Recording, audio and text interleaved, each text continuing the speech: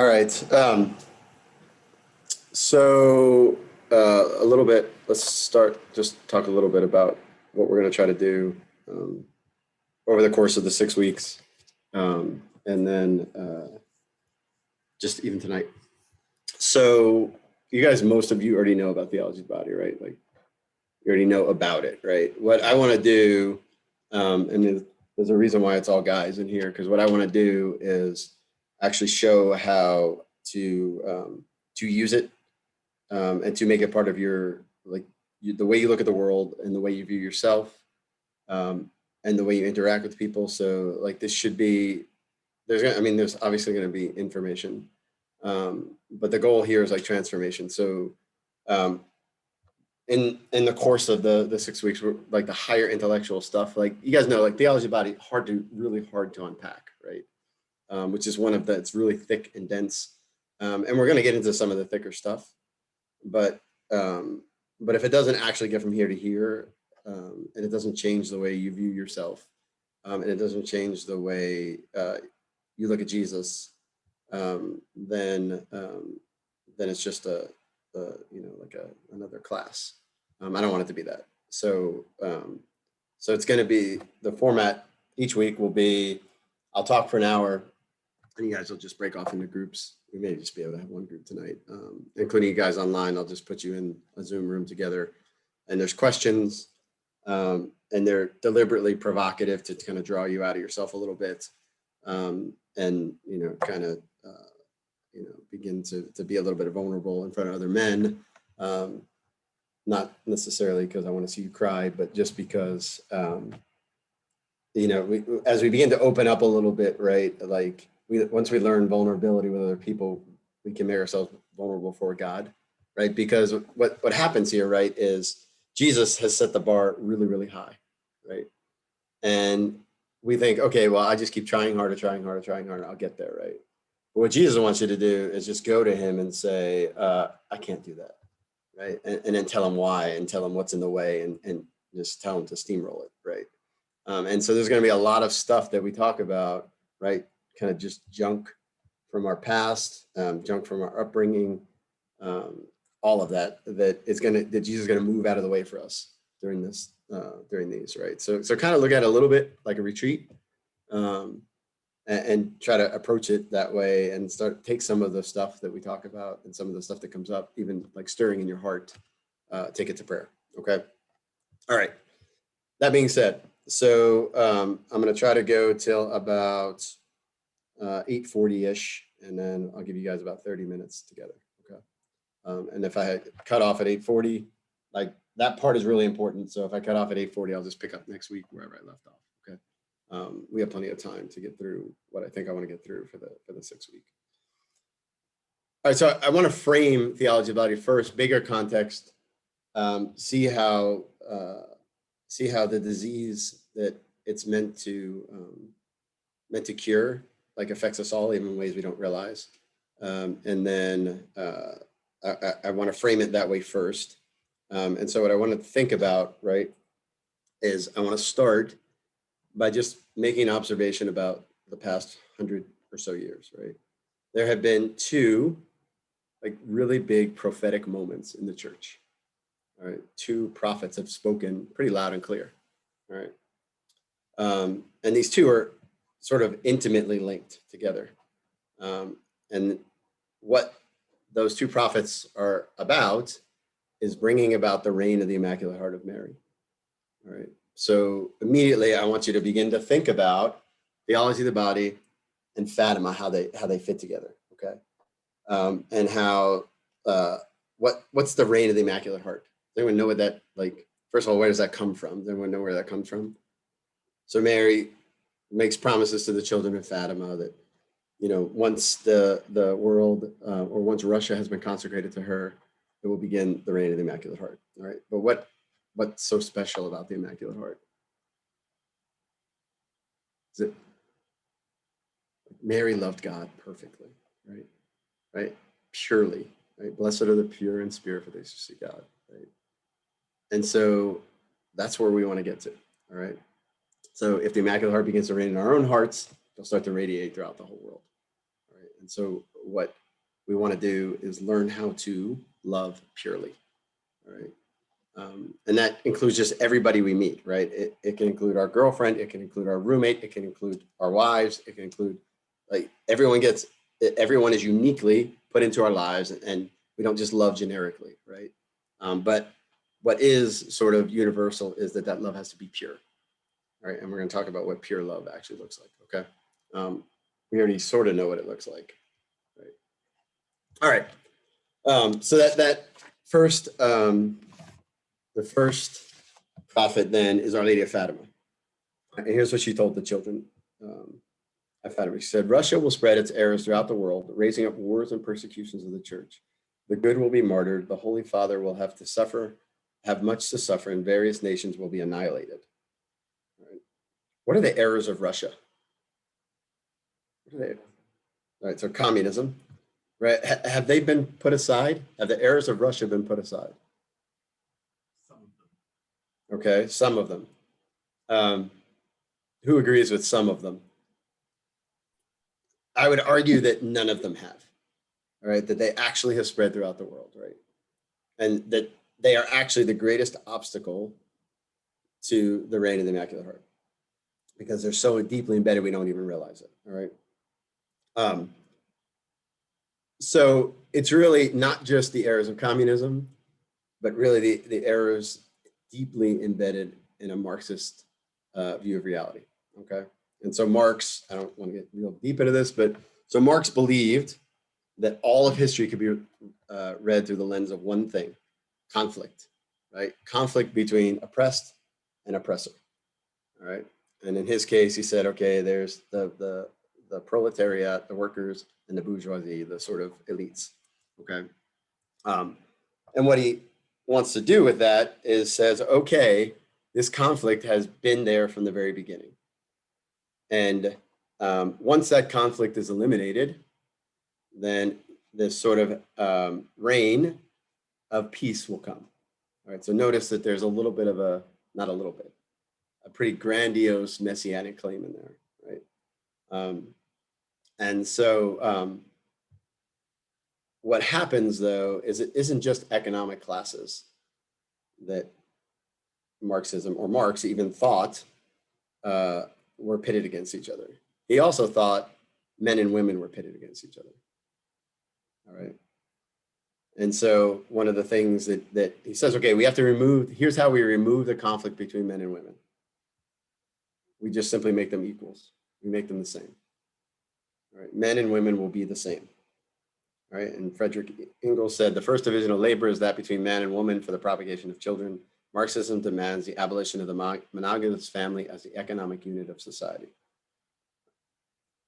So we could just simply say, okay, well, this is just bad philosophy and bad political philosophy at that, except for one thing.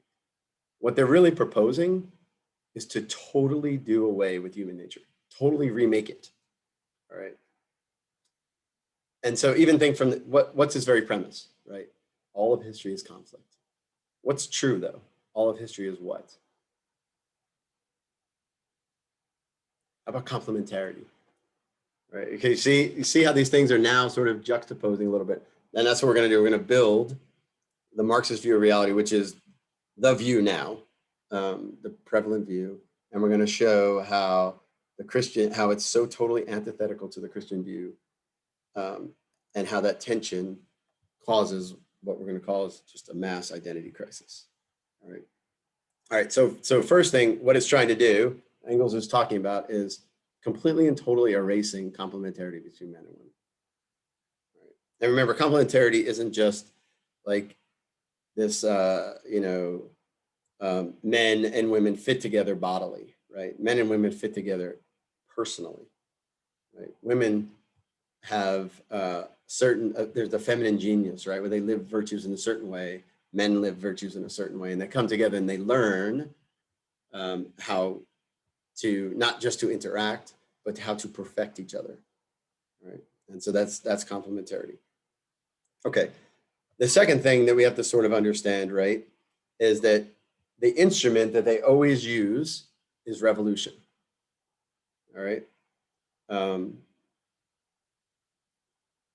so the sort of overarching revolution that is still being used is the sexual revolution. Okay. So the important part is that we see the sexual revolution as a means, not an end.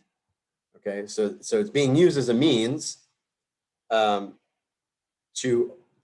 essentially rewire, remake human nature. Again, think of all of the things in our culture, and all of the sexual deviance, and not just like genital deviance, but even just things like transgenderism, right? Those are attempts to remake human nature, right? And we'll see why ultimately it leads to a dead end. Okay.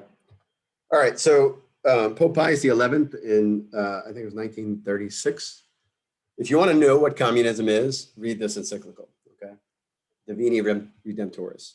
Right. His understanding of it, his explanation of it is perfect. It's a little 15-page encyclical, and so what he does is actually goes through and tells you about what the errors of Russia are. Okay.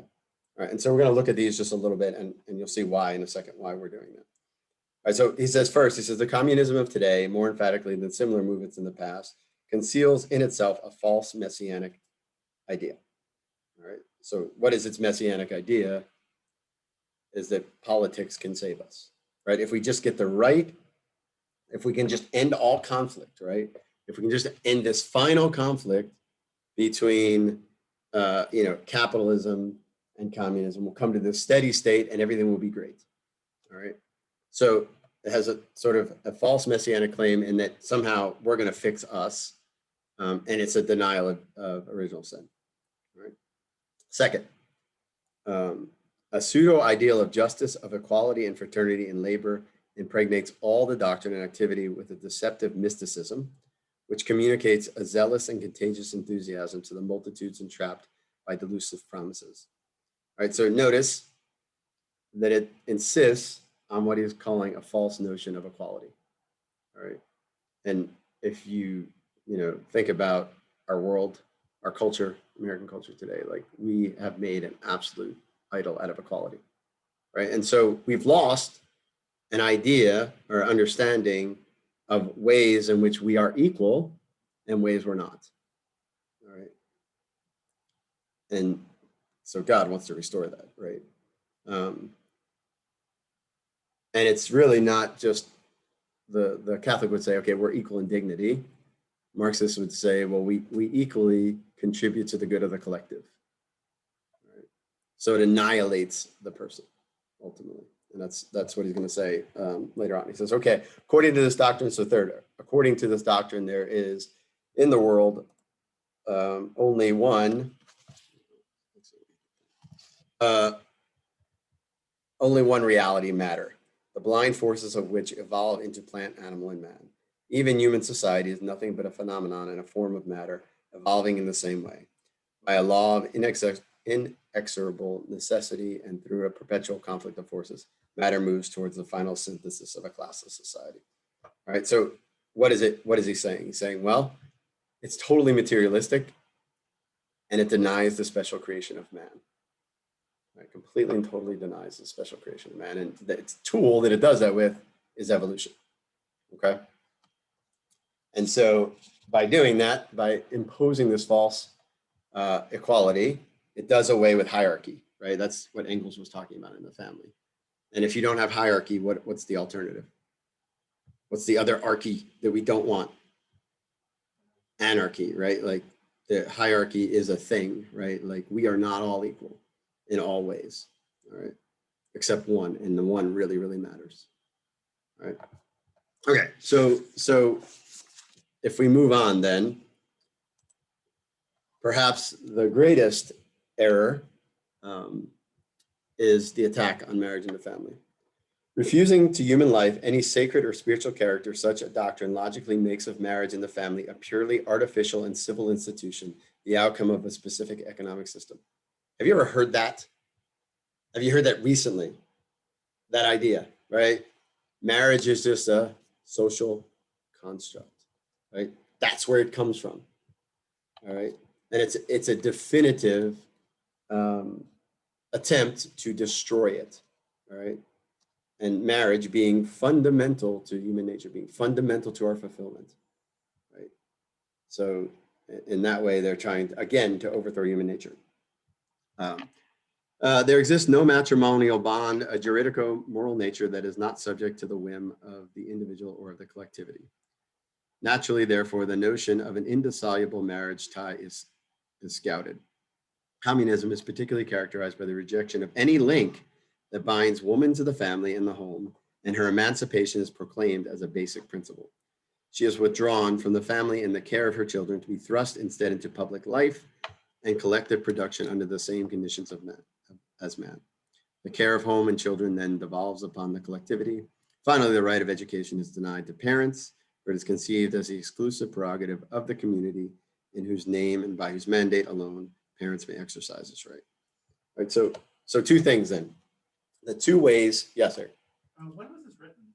1936. Okay. So, you know. Wondering developments in the U.S. relative to this. So this would be before that. Yes. Yeah, for sure. Definitely before the sexual revolution. So this was written in like the late 70s out of a very different way of viewing it than it being written in the 30s. For sure. All right. So notice it's two things, right? The two ways that we image God are what? Through the family and through our work, right? We become the two ways we become co-creators with God. What does Marxism attack? Work and the family, right? Okay.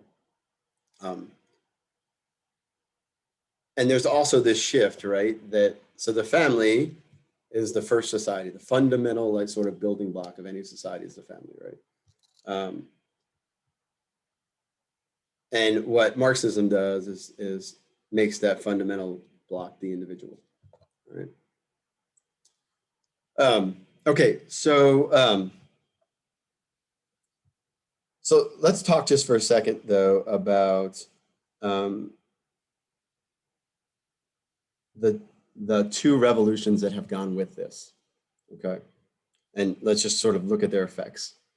All right, so the first revolution since Marxism is what we sort of call the Industrial Revolution, right? What were the effects of the Industrial Revolution? What are some of the effects? Either one. I mean, there's always going to be like, we can't just like go, yeah, like the Industrial Revolution was terrible. We should just put the genie back in the bottle. Like, there's always good things, right? Like, the point is that we have to get out. We have to see where the good things are, and if there's a way to keep that thing from fundamentally attacking who we are and what we're about, right? So, Eric, what? I would say, as far as benefits, you had material wealth greatly increased. They were able to make a lot more products. People were able to own more things. But negatively, it uprooted a lot of people, led to mass urbanization. The ancient ties between the people and the land were largely cut. Okay, so on the whole, we could say there were some material benefits, but possibly harmful spiritual benefits. So first thing, until that point, where were fathers up to the Industrial Revolution? Does anyone know? Where did fathers work? At home, right? Where were their sons? Right beside them, right? Okay. So it pulls fathers out of the home. Okay. And so where do the sons then go? Yeah, to the city or to schools, which are run mostly by women, right? Again, not, I mean, again, not anything. I was just going to totally like pretend you didn't say that. And there's not anything wrong with that, but where do they learn how to become men? Like, where do young men learn how to become men? Yeah, primarily from their fathers, right? Like, if you think about it in your own life, like the people who have touched you most are usually your father, your grandfather, any other sort of male that, yeah, maybe a coach or a teacher, right? But certainly, yeah, exactly. So, but certainly, boys spending inordinate amount of time with women is not good for them, right? All right. So the Industrial Revolution is, at the very least, a mechanism by which the natural image that we have of God, right? So what is our natural image of God is our own Father, right? Like, because when you say, you know, God the Father, what do you think? You think immediately of your own Father, right? And a lot of us have to, all of us have to, at certain points, like purify that image, right? And we're going to talk about that in a minute. But nevertheless, when what happens is whole generations have this image of God as an absentee father, right? That's off working somewhere else. Okay. And so that's an effect. Okay. And that's a real effect. All right. And the second revolution is an obvious one, which is the sexual revolution. All right. So the first took the fathers out of the home, the second took the mothers out of the home. All right. So the sexual revolution was aimed pretty much at women. Okay. And so they definitely bear more of the effect of it, right? I mean, that radical understanding of equality, it's forced upon women, right? They have to take a pill in order to be just like a man, right? They can't be just women. They have to take a pill to be like a man. Okay. Divorce, right? Like, what are the effects of divorce? Like, multitude, right? And we're going to talk about that in a minute too. And then just with that just comes more fatherlessness. All right. The third, which is the capstone, which we're going through now, is like a technological revolution. Right. Again, this is not to preach like Ludditism, if that's a word. I don't even know if that's a word. Don't be a Luddite, I guess. I'm not being a Luddite. But yes. So a Luddite is somebody who goes, oh, like technology is really bad because it's really up to date and I need to stay away from it. Like, that's not what I'm saying, right? But look at the way technology has become this temptation that we become like gods, right? Technology will save us. How many times did you hear that during COVID, right? How many times did you hear that? Like, we look to technology to save us. And all of our problems will be solved, right? But at the heart, right, technologies that enhance us as men, like that help us to grow in virtue, are good. Technologies that try to enhance our nature are not, right? So think about in vitro, right, as a technology. What? In the other door? I mean, that door closed, the little thing slid. I don't know if that's what you heard. So the point is that all of these things all these forces are sort of all stirring, right? And all coming to a head, right? But at the heart of them, right, is an attack on what it fundamentally means to be a man. Okay. Does that make sense? Right, you sort of see what it's going. And this is why Popeyes calls it a satanic scourge. All right. Because the ideas as they're implemented are really straight out of hell. And the reason why we know this is because Satan is doing the thing that he has done from the very beginning. And what's the thing he's done from the very beginning? Try to take away our identity, right? Think about this for just a second, right? What happens to him, right? Well, he falls. Like, why does he fall? Well, because he's identified himself as the greatest of God's creatures. Okay, he was that, but he decided that was going to be his identity. Okay, and in doing that, and in that way, he was totally unique, totally his own. So he ceased being like God, and Lucifer ceased to exist. He lost his identity. All right, this is why Pope Benedict called him the unperson, like this idea of. And what does he do? He then turns to man and tries to take their identity. Right? He goes and he tells them that, for God knows that in that day your eyes shall be opened and you shall be like God. In that day, if you take the apple, if you eat from the tree of knowledge of good and evil, okay. Weren't Adam and Eve already in the image of God? Weren't they already like God? Right? They were told that they were, right? They were already like God. And he tricked them, right? He tricked them by taking away their identity. Because why? Because the solution, what he does is he calls into question John Paul II talks about this in Theology about it. He says, original sin, and this is a good way for us to look at it as men, is ultimately a rejection of God's fatherhood, right? Because what he's saying to them is, God is holding out on you.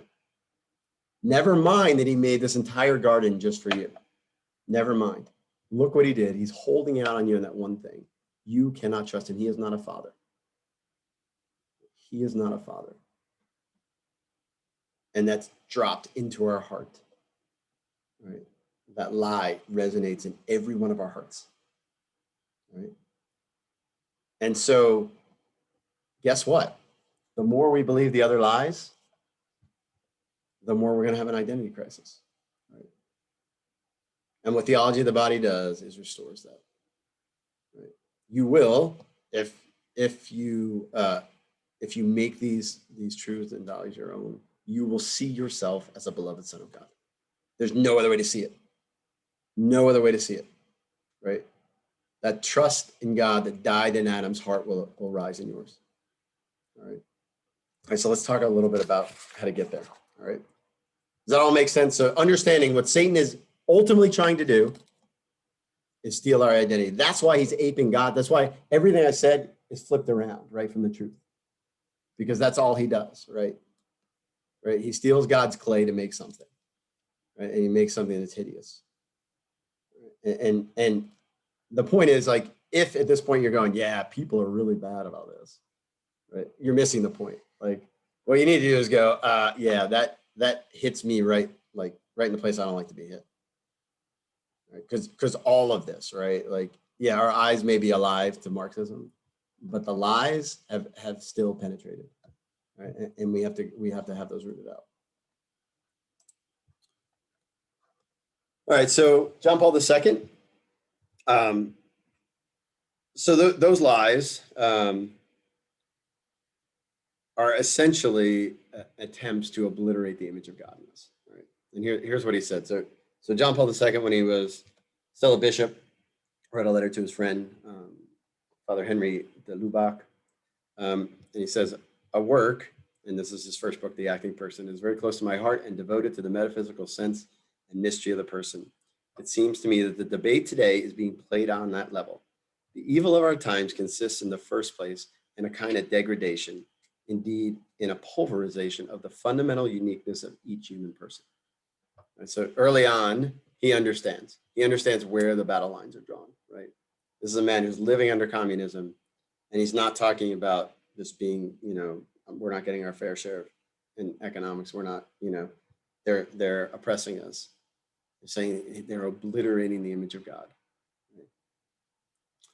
To this disintegration, planned at times by atheistic ideologies, we must oppose, rather than sterile polemics, a kind of recapitulation of the inviolable mystery of the person. Right? This is 30 some years before Theology of the Body. Right? So this was all stirring in his heart. All right.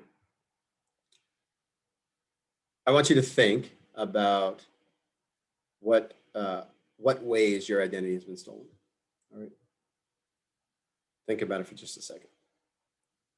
Yes. What do you mean by recapitulation? So recapitulation is like rehead. Capitulation means head. So start again.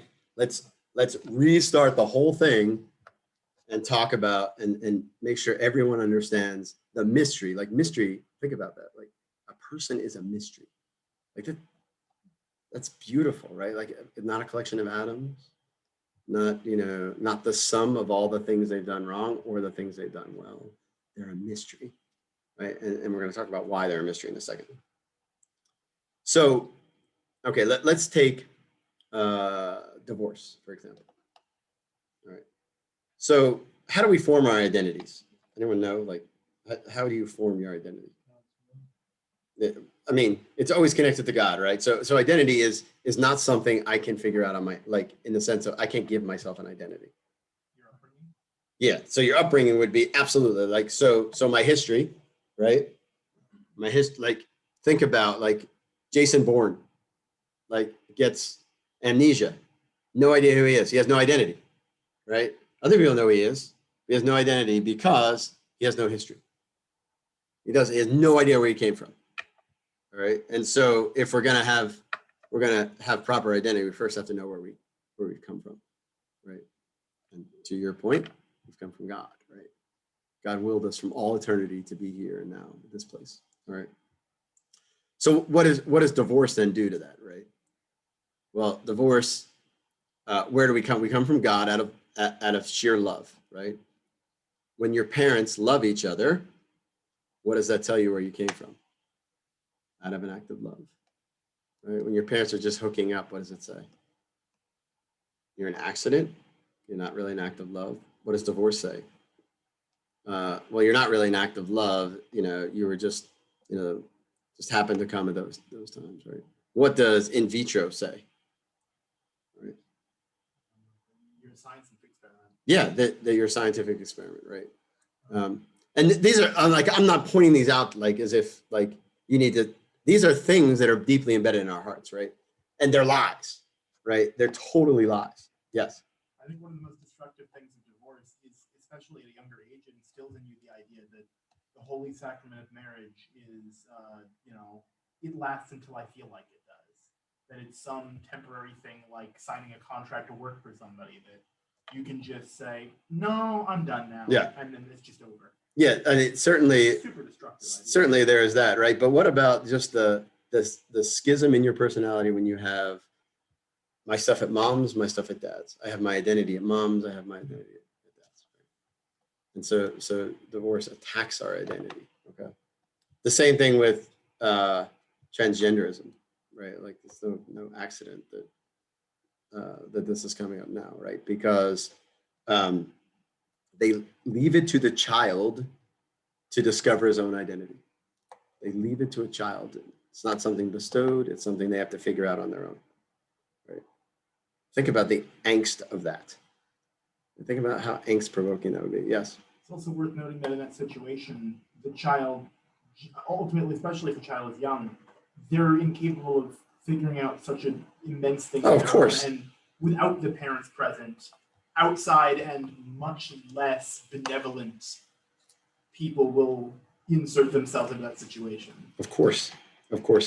So the point here that we're moving towards, right, is almost all of our deepest wounds center around sexuality, right? Like they have either our own sexuality or our own, and I don't just mean what we do with our genitals, but I mean what it means to be a man or a woman, right? And especially in our case, like what does it mean to be a man? Okay. Which sort of now leads us up to the second prophet. And the second prophet, as you could kind of guess, is John Paul II. All right. And so John Paul II, he's pretty well known for like overthrowing the wall of communism, right? But he also gave us a way to tackle Marxism, right? And that's theology of the body. And so theology of the body is the antidote to the errors of Russia. Right? It will stop the spread of the errors of Russia when we're living it, when we're preaching it, and when we're making it our own. Right? And that link between Our Lady of Fatima and John Paul II is real, right? Like you guys know what day he was shot on? This is a feast of Our Lady of Fatima. Right? In the midst of a Wednesday audience when he was giving one of his teachings on theology of the body. And he was about to announce the formation of the Institute for Marriage and Family. Yes. His name was Ali Akka, I think his name was. Yeah, like it's a total, not to get totally off track, but it's a beautiful story. He went to the prison and forgave him. And he could not figure out why, he's like, I've shot thousands of men and every one of them died and you didn't. And John Paul II told him, I said, well, one hand pulled the trigger, another hand guided the bullet. Right. So this connection between Our Lady and he, right? So it was no accident, right? No accident whatsoever. All right, so let's now dive into what I think is the antidote.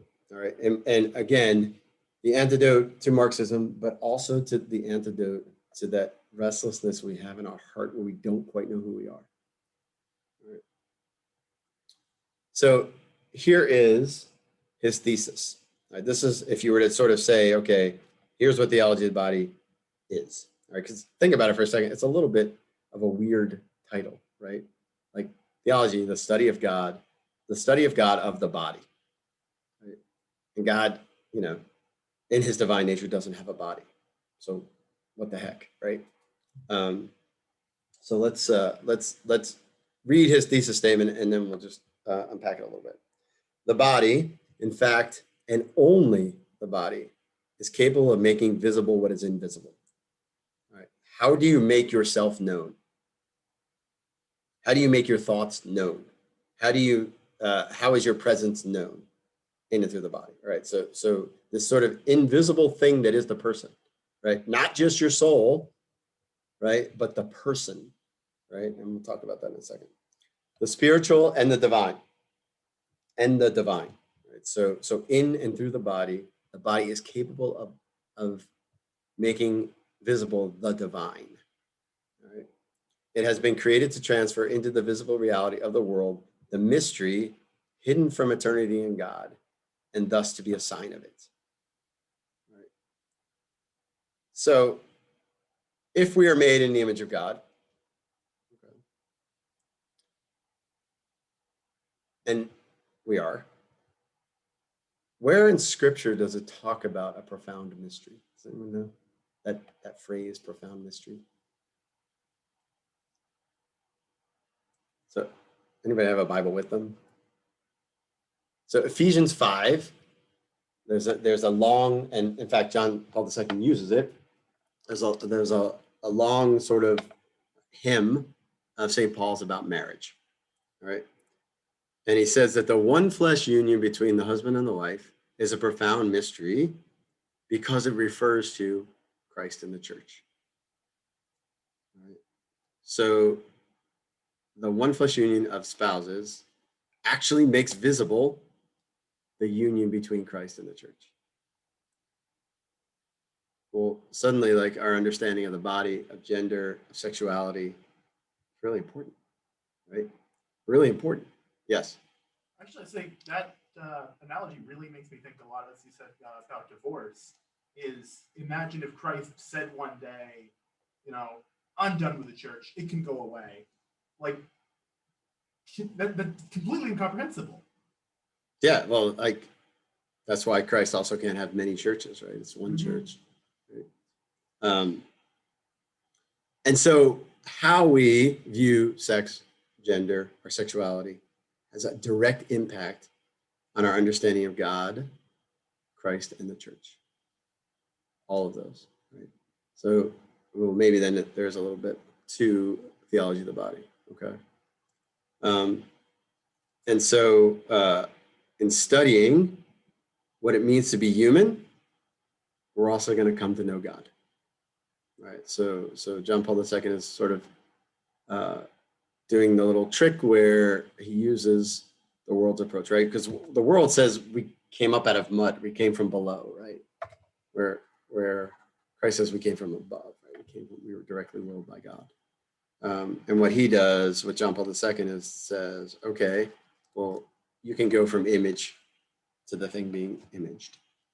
And so if we restore the image, we can begin to see the thing that's being imaged. Okay, so if we fix the mirror, we can see clearly the person standing in it, all right?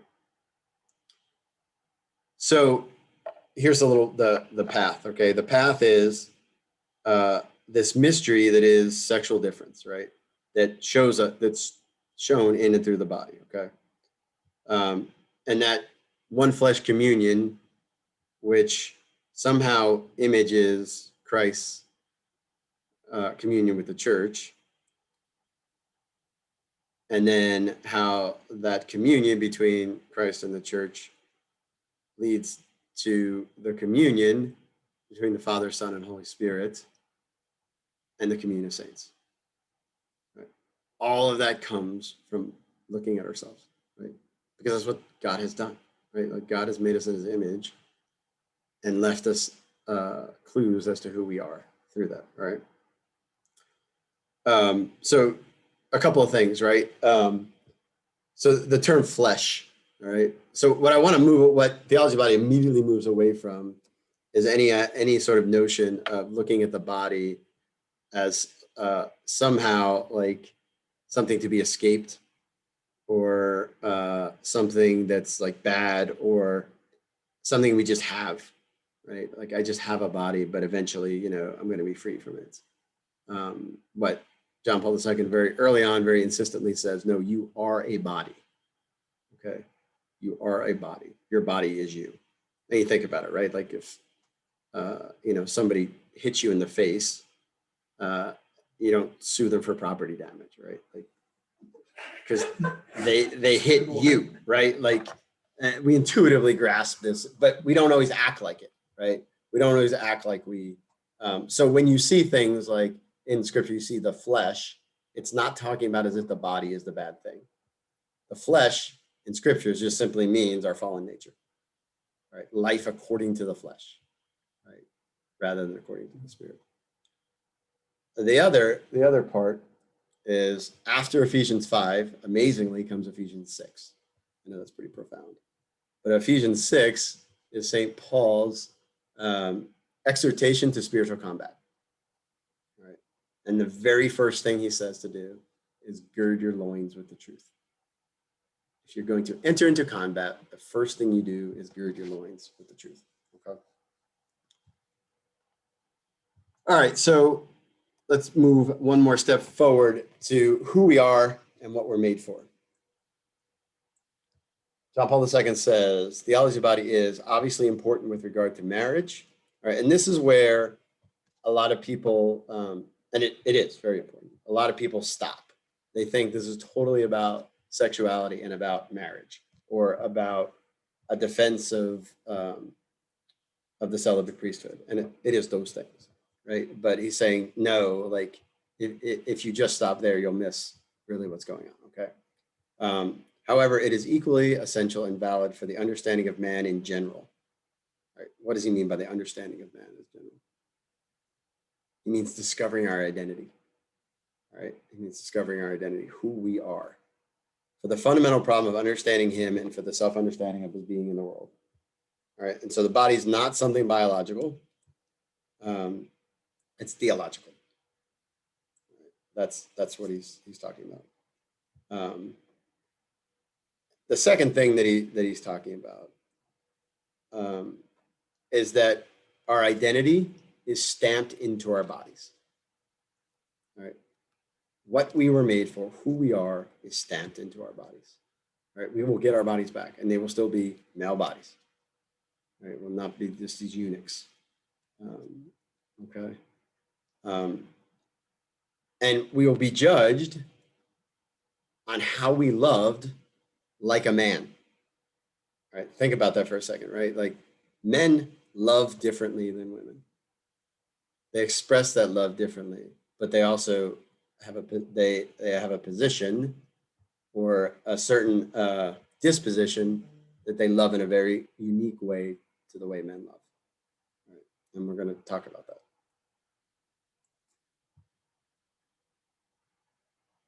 All right. So what's the purpose? All right. What does he say the purpose is? It says, if the narrative of the creation of man in the two versions, he's talking about this is when he's talking about the two creation accounts. If the narrative of the creation of man in the two versions, the Elohist and the Yahwist, enables us to establish the original meaning of solitude, unity, and nakedness, all this will make sense later. It thereby enables us also to find ourselves on the ground of an adequate anthropology, which tries to understand and interpret man in what is essentially human. Right, so how do you develop an adequate anthropology? Who we are. Well, do exactly what I just said. First, you find out where you came from. All right. Where did you come from? All right. Who are you right now? And what's your mission? Where are you going? All right. And that's what John Paul II does. He looks at those three identity defining moments, picks a one scripture passage for each one, unpacks it. So it's this long Bible study in which he picked all totaled about 5 or 6 different Bible passages, and then just offers this long Bible study on what it means to be human. And he does it for 129 Wednesday audiences. Okay. So he wrote this, he began writing it sometime in 1974. And he was originally going to publish it as a book. But when he was picked as Pope, he decided that he would give it to the Universal Church through Wednesday audiences. Okay. And so this way of looking at it, the way things originally were, the way things are now, the way things are in Christ, right? So we're going to look at the effects of the fall, but also the effects of the redemption, and then the way things will be after the resurrection of the body. That's our next 4 topics, right? In which we're gonna sort of dive in and discover our identity. But he's also trying to get us first, and this is the mistake a lot of us make, right? We think about, well, what are we supposed to do? What are we supposed to do? Well, you don't do anything until you know who you are. Right? Being, action always follows being, right? Action always follows being. And so we should ask, what shall I do? But first we have to ask, who am I? All right, and that's what we're going to do. But we won't leave the other question unanswered, okay? Because he says, okay, well, what makes for a fulfilled life? All right, how should we live? All right, and so the last section, we're going to look at that, right? And specifically, we're going to look at his other purpose for writing Theology of the Body, which he said was a rereading of Humanae Vitae. Everyone know what Humanae Vitae is?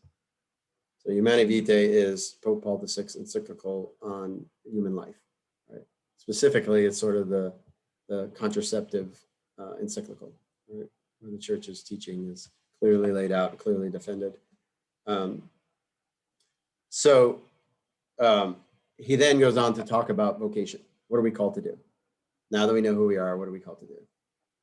But before we get there, we have to be absolutely sure of who we are loved by, and how we love like he loves, because that's what we're called to. All right. John Paul II, his favorite quote was from the Second Vatican Council, was from Gaudium et Spes. He said, Christ became man to reveal man fully to himself and to make his supreme calling clear. Right. So if we fix our eyes on Christ and keep them there, everything we're going to unpack for the next 6 weeks will really embed into our heart, because he lives all of them to perfection. And when Christ lives something, he doesn't just do it as a model, he does it in order to perfect us, right? So we can share in it, right? That's why I said how we are in Christ. That's what that means, right? So Christ, when we're baptized, he not only just gives us this role model, but he also transforms us, and his virtues become ours. Right. One small sort of side road I want to take for the last 10 minutes it will help us to sort of understand what he's doing in the language he uses, okay? Somehow I lost my other, okay, it's fine. So John Paul II doesn't want to just purify the heart. He doesn't want to just purify the body, but he wants to purify the mind, right? And so the prevailing philosophy belongs to René Descartes, right? And you guys have all heard, I think, therefore I am, right? What are the implications of that, right? So what is he saying, first of all? He's saying, I know I exist because I'm thinking. My existence depends upon my thoughts, all right? So what does that mean? Well, first it means, well, I'm really just my mind. Right? My mind is the real thing. Everything else outside my mind is not. Right? And so immediately the body gets thrown out, right? The body doesn't matter anymore. And this is where we get the sort of the split in many people's minds between the mind and body. Okay. The other thing, if reality is just how I perceive it, well, that's where the basis of moral relativism. All right. But the fact of the matter is that this is how most people in the world think. Right? Most people in the world think this way. And so, is there a way that we can take? Is there a way that we can take what is classically Catholic, which is that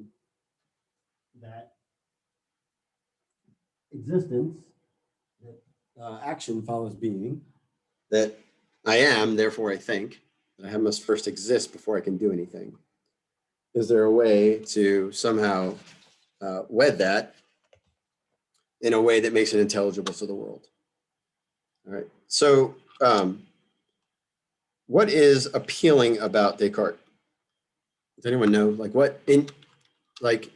Not in the sense of like people look at it like, oh yeah, this is an easy way to get around. What is actually appealing about it?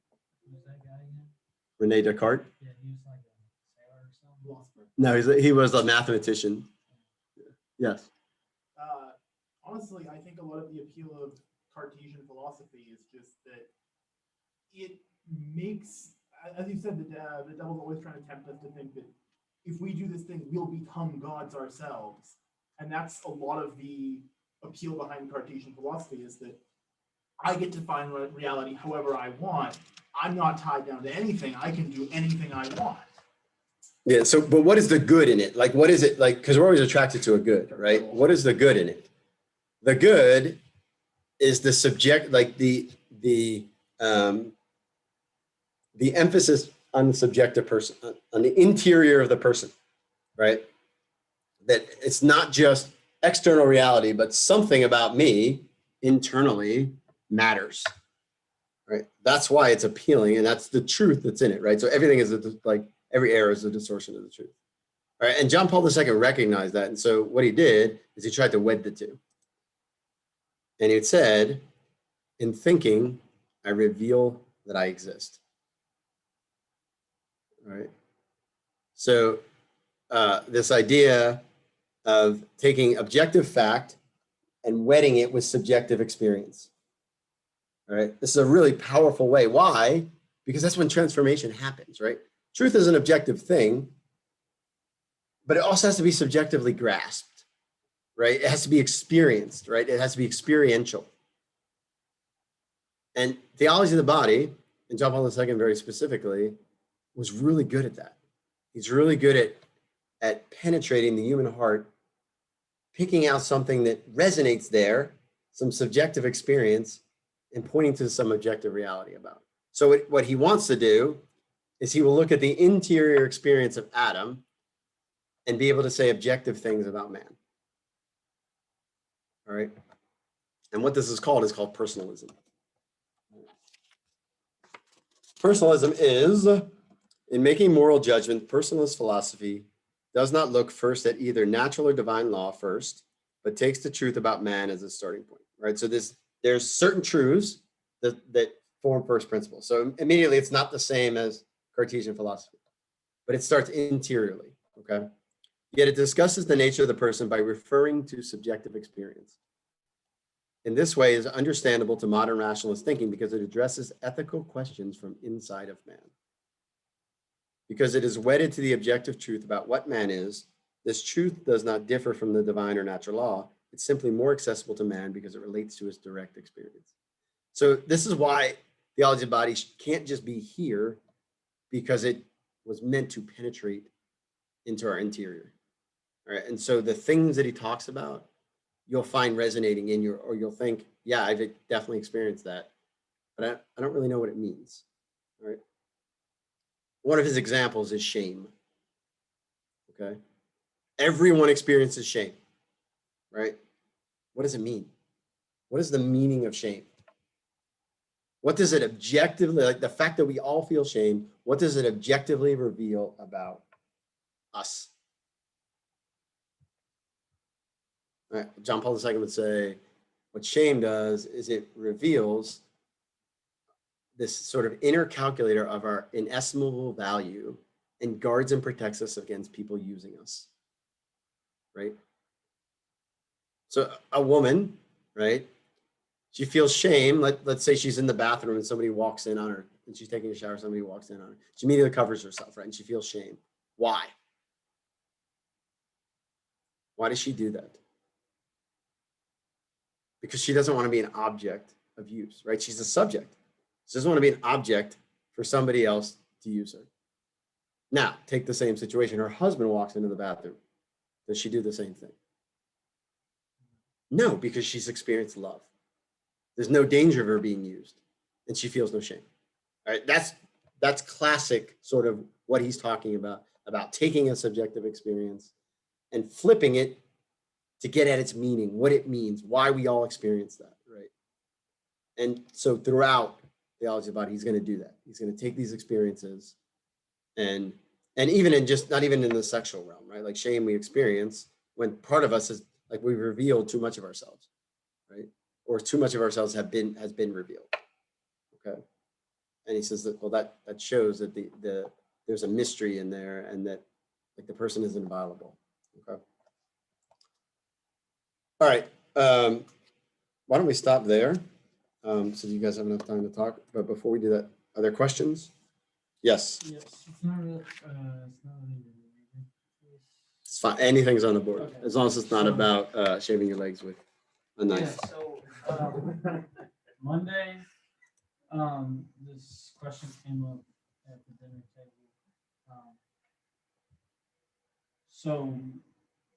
So my mom asked me what like the Catholic teaching is on